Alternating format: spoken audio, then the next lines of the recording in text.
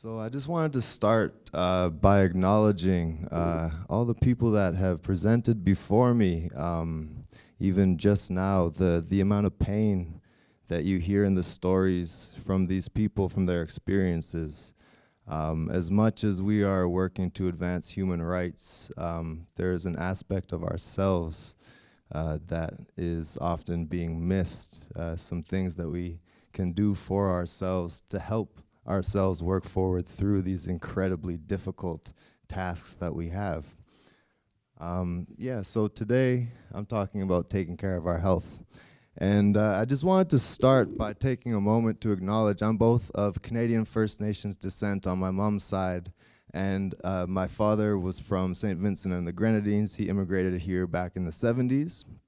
And I'm privileged enough to have a very deep connection with both of those cultures. And I was raised to be very proud of both of those cultures as well. And those diverse cultural histories that they have live deep in me.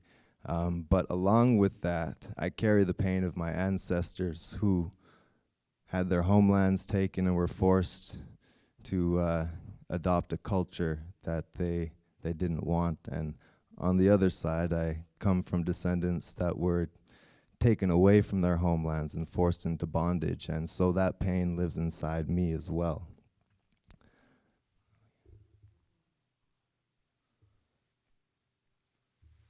So the World Health Organization recognizes that the number of persons exposed to extreme stressors is large, and exposure to extreme stressors is a risk factor for mental health and social problems. As privileged as we are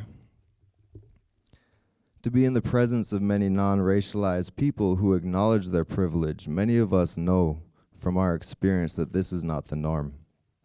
From the stories we heard yesterday and today to the endless stories shared by my close friends and family, it's safe to say that there's still a lot of work to be done to help visible minorities gain equal footing in this country. The simple stressor of being other in society can have long-lasting effects on our systems as a whole. Essentially, our body is always looking for safety within itself, and due to the many constructs of oppression and racism that we've talked about already at this conference, it can be very difficult for those of us who are visible minorities to have much sense of safety in the outside world. And even worse, we often can't even escape it in our own homes if we turn on the TV or a computer. Stress has many manifestations, but in the present, we often choose to treat the symptoms of stress instead of dealing with the stress itself. This proves difficult to change as oftentimes we ourselves don't know what's truly causing the underlying issues. And so this is a picture of my mentor, Dr. Berselli, in South Sudan. He was somebody that he worked as a social worker with Mother Teresa for many, many years. And he realized over these experiences that his work was not as effective as he thought it could be. So after a long journey of both geographical and internal travels, Dr. Berselli created something called TRE, otherwise known as tension and trauma release exercises, as a way to discharge the energy in the body that was associated with stress and aborted fight-flight responses.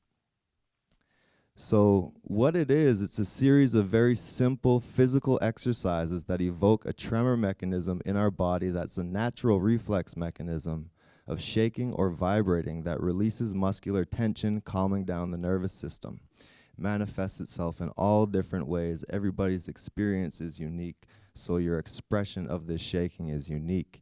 But really, when this muscular shaking or vibrating mechanism is activated in a safe and controlled environment, the body is encouraged to return back to a state of balance. These exercises are so special to me because every single one of us has the ability to shake. And once this technique is learned, it can be practiced anytime, anywhere. This practice is not at all oppressive or exclusive of anyone financially, spiritually, or physically, as it's non-denominational, and the exercises can be modified for any body type, and once learned can be practiced at home for free. And so there's a major empowerment aspect to these exercises where those of us who deal with stress regularly on a daily basis, those of us who have stressful jobs, you can do something about it on your own time. You don't have to see anybody. You don't have to leave the house. You don't have to do anything but take some time for yourself. And I feel like that's one of the things that really helped change my perspective, is having a choice in my healing. And so TRE addresses what we go through in our sympathetic nervous system activation. On this slide, so on the left-hand side here, we see how our sympathetic nervous system activates in arousal. How it charges up when we are dealing with stress. You know, down at the bottom, this is just our normal kind of regular stress, anxiety, concern, worry, irritation, and frustration. But as our nervous system gets ramped up, then we get into the anger, fear, and depression. And once we get way up here, the rage and the panic is when things really start to get dangerous for us. But luckily for us, we have this top section right up here, the freeze, that we don't often talk about in our fight or flight response. It's something that helps us when, we can't punch that person in the face or run away from our problems. It actually saves us, but it also creates a lot of stress in our body. But some people don't believe me when I say about 5 years ago, I was living way up there on the curve. I was somebody that was just angry all the time, or I felt nothing. And I thank Jah for my nervous system, because the anger and rage was so serious that if it wasn't for that freeze response, I would not be here right now. I would be in jail for assaulting my manager.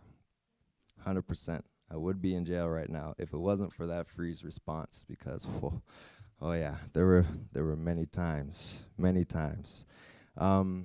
But yeah, that's completely true. I wouldn't be here. And part of the reason is because 12 years ago, I was diagnosed with an autoimmune condition that caused a lot of pain throughout pretty much my whole body, and a lot of inflammation as well. And at the time, I was in my early 20s.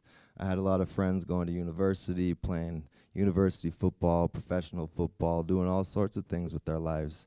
And because of the pain that I was dealing with, and I didn't sleep, I really wasn't able to do anything. I had so much chronic fatigue. I actually ended up dropping out of college twice because I just didn't have the energy. And really, when it came down to it, I was very apathetic. I didn't care about anything because I was just consumed by my pain. And even though I didn't really care about anything, everything made me so mad. I was so angry about everything. And I realized after learning about this that I was just living in this little cycle over here between rage and freezing. And I never got the opportunity to come down into a regulated state because my pain and my nervous system were always so incredibly activated. And I mean, at the time, I was also working in an environment that was pretty much 99% white male. And yeah, there was definitely some othering going on there every day. And yeah, it's a very interesting experience that I had going through all of this. And because of my diagnosis, I was on some very heavy pharmaceutical medication. I was on an immunosuppressant pharmaceutical that actually stopped my immune system from working so that it was no longer attacking my body. But when it came down to it, this medication actually caused a lot more problems than it solved. And, you see me standing here now. I'm 3 years without medication. Yeah, I haven't touched a pill, or I used to have to take a shot every couple of weeks to manage my inflammation. Yeah, I feel like a large part of the fact that I'm still here walking, standing, talking to people about things is because I practiced TRE diligently and dedicated, and I was able to slowly but surely work my way down, into a much more regulated state now, where at the very most I may come up into the anger area sometimes because, there's lots of stuff to be angry about in this world these days. You're never going to avoid that. There's never going to be a time where we don't have to deal with anger, frustration, those types of things. But the powerful thing about regulating your nervous system and working on your nervous system at its core with something like this is that now, instead of just living there, I have the chance to come back down far faster and with so much less effort, because I have a nervous system that has built resiliency and strength within itself, because I've taken a lot of time to work on myself one-on-one. And needless to say that, it's amazing that I have any kind of autonomy with my body and mind at this point, because there was a time in my life where I felt like I had absolutely no choice, no hope, and there was nothing that could help me. And according to my doctors, I had no hope and no help. I was just going to be on this medication for the rest of my life. I still do have a long-standing lifetime prescription for this biologic immunosuppressant, which I do not take anymore. And it's interesting to find that I went from being completely consumed and really only being able to deal with my core problems in the moment. I actually spend most of my time these days helping other people deal with stress, deal with pain, deal with anguish. And I feel like that's really a testament to how with TRE it promotes health and vitality in your body, but also it helps to treat trauma conditions by integrating past experiences from your limbic system into your cerebral cortex, so that your body and your brain understand that these past experiences that are living in you are no longer a threat, and that you're going to be able to find safety in your body and move forward and build resiliency. And the last slide here, if we disconnect from our roots, we lose our ground. I feel like with this practice, despite the fact that it is what would be considered a modern Western practice, it's something that addresses the core of our system, our roots. And actually, as Yasin said, when he got to try it on his very first time, he said it felt very much like traditional healing practices in Africa, when people from his village would leave and go to the city and go to work and go to school, and they would come back to the village and have these stresses, these things living in their body that felt unsettled. The elders, the healers, would help them to deal with that with Ubuntu. And apparently, this practice works in a very similar vein, except we just talk about it through neuroscience, trauma theory, and somatic experiencing.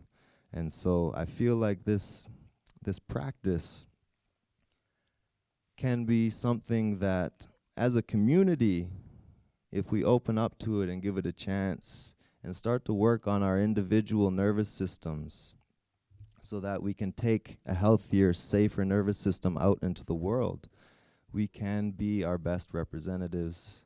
And we can stay rooted in the fact that despite all of our differences, we're simply human, and that this shaking mechanism is a human thing.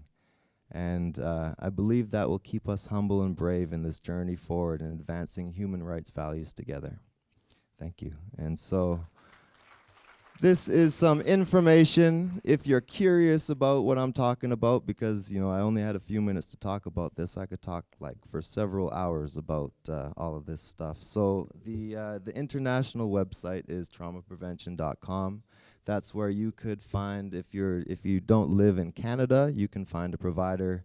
There are actually many in South Africa and throughout East Africa, through Europe, Asia, and across Canada as well. And so if you live in a different province than here, there is a practitioner that's in Regina, I believe, but pretty much in every province now we do have some providers. And I believe that it could be something very helpful for our community. And just putting it out there, if anybody wants to do any research projects involving something to do with nervous system release, I'm very open to it. Thank you very much.